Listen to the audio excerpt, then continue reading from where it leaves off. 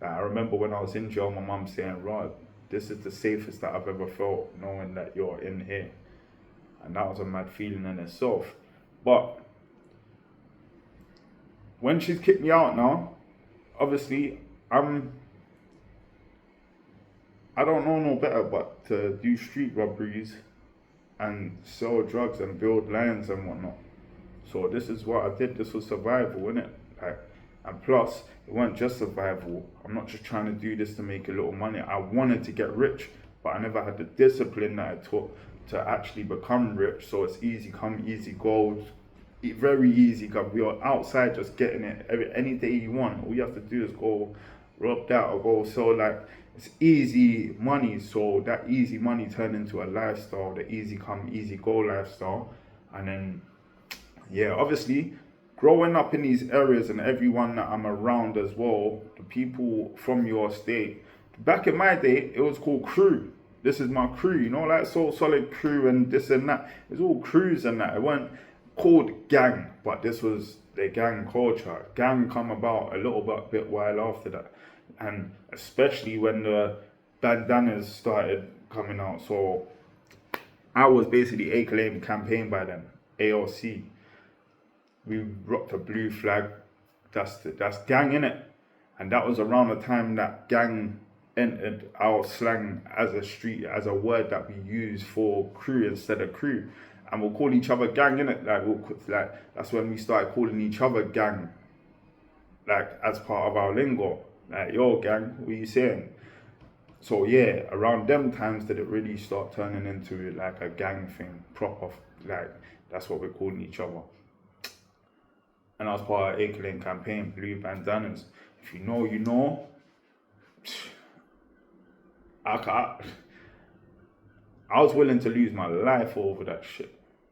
Like, literally willing to lose my life over that shit. To the point where nothing mattered. I used to take my daughter to, like, I got put in a hostel. Fast forward to my hostel days now. I got put in a hostel in the middle of a red block. And these red ones are not normal. They're not normal. I'm not gonna say too much. Don't do this implication on the internet thing. I don't believe in all that. You get it? But they are not normal.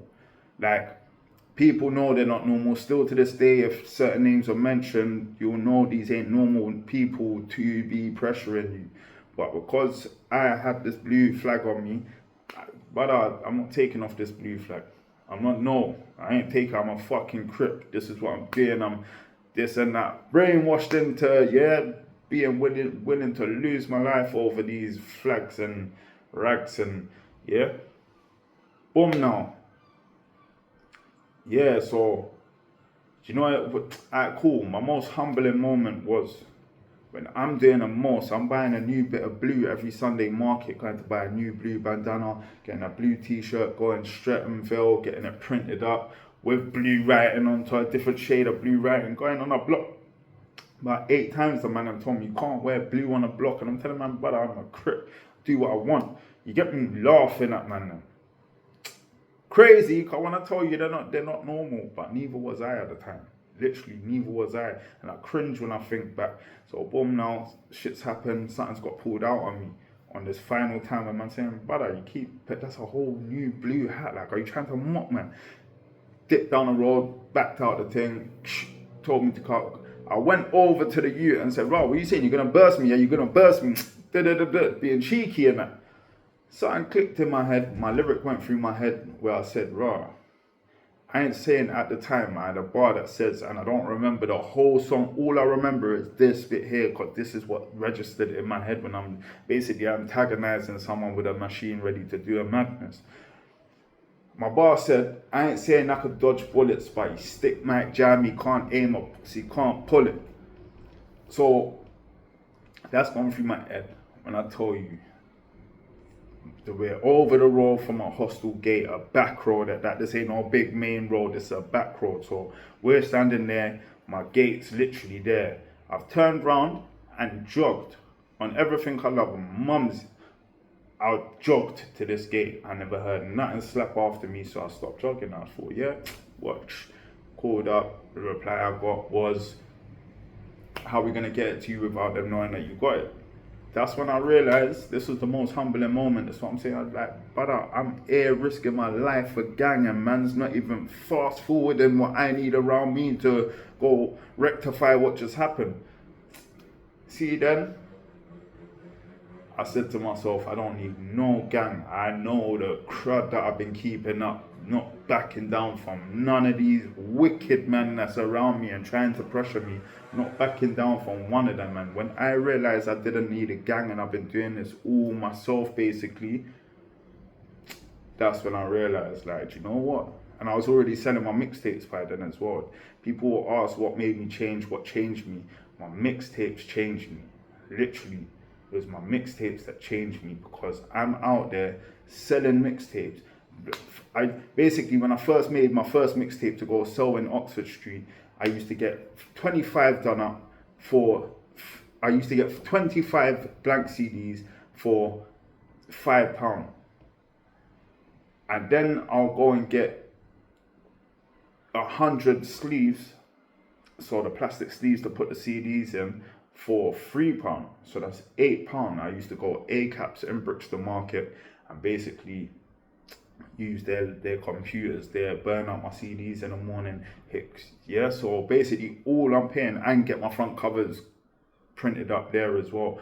All I'm paying is £8 to make 25 CDs that I literally sold for £3 to £5 each. So that's £75 to £125 that I'm seeing back per day off spending £8 in the morning. I didn't have to go back to the block and go rob no one or go sell nothing. Even though I have my years of still building this line and that line and doing all this, just out of just the norm, just how I have it, I didn't really have to care about all that too much. You get what I'm saying? So where I already had my mixtape selling and I didn't have to this, that. Remember, I'm from the hill as well. It's all love to my lane ones, you know. We're all young back then, and like I was probably moving a bit too reckless that I didn't need to. I needed to be humbled like that. Do you get it? But at the same time, you're thinking, right, where the fuck's my gang supposed to be? But I'm, man. So I've, what's it called? Stepped away, moved to started sleeping on my brethren's sofa again. Ended up my brethren going to stay at his mum's house, and me having a whole flat to myself. And yeah, over in Streatham, just doing my little thing, going out with my mixtapes. By then now, I've already fucking set up a whole movement, UK rap trappers, to sell, like, basically everybody's favorite rapper from back then, Blade Browns, Teflons, every single favorite rapper back then. If you said to them, low rap trappers, they'll all tell you what, my guy that used to come grab our CDs, and yeah, I used to get them off them for £1 each and go out there and sell them on the high street for £3 each. If I couldn't get it directly off the artist, if you know, Ruthless Records, I worked very closely with him, so I had everything. I was the guy. So a lot of people will tell you to this day, they got their first ever Teflon or Blade Brown mixtape off, man. You get what I'm saying? So that's where I went down that route. And then I kind of felt a comfort in being able to go to Peckham Market and sit down with certain times Foss, DJ Big Rad, and build rapport with these people that's actually blown in the game. I remember being in a booth one time with a bunch of my Brixton ones saying, right, have you not heard that new Gigs mixtape? Saying, brother, fuck these Peckham ones, I'm saying, bro, and trying to tell me why I shouldn't listen to that. I said, brother, here's what I'm saying, go put out 8 mixtapes, get the streets feeling you the way that they're feeling them, and then I'll take advice. But until then, I'm seeing greatness, and I feel like I've always been blessed with that kind of version of myself, like chasing greatness, seeing greatness, and being inspired of it, other than seeing it as competition or ops or whatever. You get me? So yeah, boom. I started up that movement there. So yeah, I was just out selling my mixtapes, and then 9 times. My brother, big up Zarak. Yeah, ain't seen him in years. I'll never forget names though. He used to be a security guard or work for the Foot Locker, where I used to sell books outside, sell my mixtapes outside of. And me and him got talking about books one day, and I think I was just reading, not a book, but like a text version of 48 Laws of Power, and I was engrossed in this. But when I'm telling him about that, he's telling me about Rich Dad Poor Dad. He's telling me about the richest man in Babylon. He's telling me about The Secret and that. And I'm thinking, wow, what, this really changes lives, people's lives and that. So I read that, and that kind of humbled me. Now I know what a difference between an asset and a liability is. I'm realizing my mixtapes are my assets. What I was doing before is all liabilities, because I can come get tech away anytime. You get what I'm saying? So obviously you could see man's gone from that, getting involved, finding out what a snake and a rat is, to running around doing my own fuckeries, to humbling, basically, to doing a madness and not feeling like you get me, it was worth it, to humbling and selling my mixtapes and then building up businesses and trying to set up companies. Despite, like, trust me, I'll never stunt. More time when I'm selling so many people's mixtapes, but I am ADHD as fuck still to this day. You see, when I'm taking that amount of mixtapes, and I know that 100 pack is gone in 4 days at the very least, 25 of them collapse a day, especially when I'm doing deals and offers with the few mixtapes that I've got around me at the time. Every 4 days, I'm making 3 bills back. And my ADHD is taking me over there with my guy's money. So I'm over there with my guy's money, spending it like I'm rich. Now I've got to pay my guy. Now I've got to go take CDs off him, pay him. Now he's owed money. I used to fuck myself up financially. I was never ever taught how to be financially intelligent, and that's why we got the financial literacy chapter in the book as well, because this is what we need to know from young. But yeah, so that's it really. From then it was just sell my mixtapes, read more books, and get more wiser, and watch more motivational speeches and this and that, have a couple more kids, humble me a bit more to really become the person that really been part of that life, really embodied it, really, yeah, to someone that, because I was really in, people can't pressure me into do nothing. You can't pressure me into, yeah, but I don't need you to see me as bad. You know what the fuck I was doing back on the block when I weren't scared of this and that, and like, why would I ever be scared of someone's opinion or failure or anything? So when I say in this book here, it basically,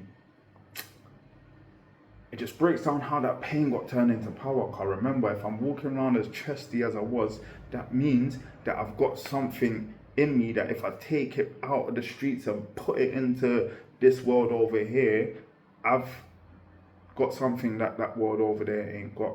And plus, these people over here remember how chesty I was. I'm not saying I was the baddest on the block or nothing, but I was always chesty. I was just weren't, and there was a fear that I didn't have for a lot of things.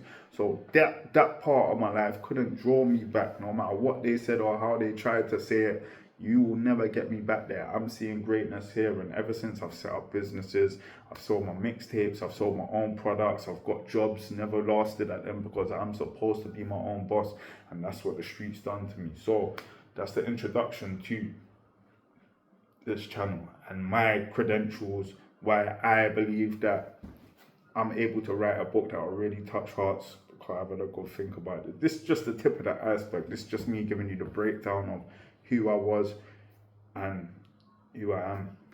So yeah, make sure you subscribe, hit the like, write some comments. Let's get the algorithms of this thing blowing up, man, because especially if you're a single parent or you're someone that's been through the life and you get what I've just said and understand and can see the way that I'm analyzing it now, even to become the sort of person that wants to write a book about it to help parents that are struggling with their kids in and around gang culture, to the people that are stuck in gang culture, to the people like myself that have literally broken free of it but still wear the scars and trying to figure some shit out. This is what this channel is about, so make sure you hit them subscribe buttons and likes and all them things there, and yeah, see me soon. For you, I said it. Whoosh.